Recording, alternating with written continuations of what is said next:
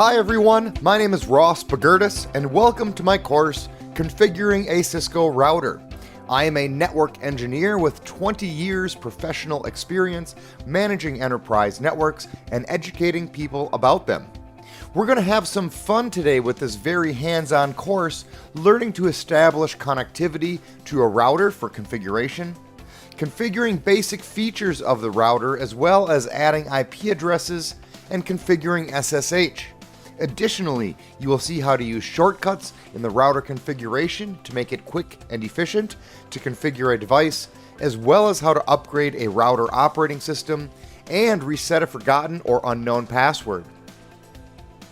By the end of this course, you'll understand the commands required to bring a router online, allowing it to pass traffic from one interface to another.